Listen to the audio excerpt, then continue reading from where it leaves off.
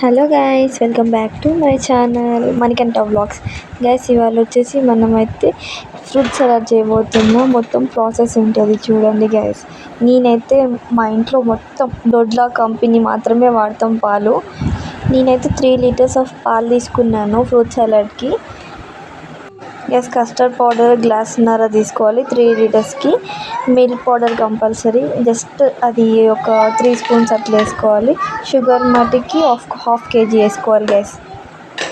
పాలు బాగా కాగిన తర్వాతకే మనం ఫ్రూట్ సలాడ్ అది కస్టర్డ్ పౌడర్ మిక్స్ చేసి ఉంటాం కదా, అదైతే వేయాలి మనము. లేదు పాలు కాగకుండా వేస్తే ఫ్రూట్ సలాడ్ అయితే మంచిగా రాదు గైస్.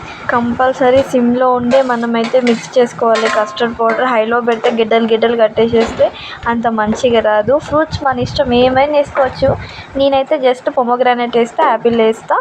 ఇది వచ్చేసి బనానా, గ్రేప్స్. పుచ్చకాయ వేసేదాన్ని, వాళ్ళైతే పుచ్చకాయ దొరకలేదు గైస్, అందుకే పుచ్చకాయ వేయలేదు. కంపల్సరీ డైలీ పుచ్చకాయ అయితే వేస్తాను గైస్. చూసారా గైస్ ఎంత కలర్ఫుల్గా కనిపిస్తుందో. ఫ్రూట్ సలాడ్ అయితే సూపర్ ఉంటుంది, టేస్ట్ కూడా ఎక్సలెంట్గా ఉంటుంది. అది నేను చేస్తే అందులో ఇంకా పర్ఫెక్ట్. ఫ్రూట్ సలాడ్కి అయితే డై హార్ట్ ఫ్యాన్స్ ఉన్నారు.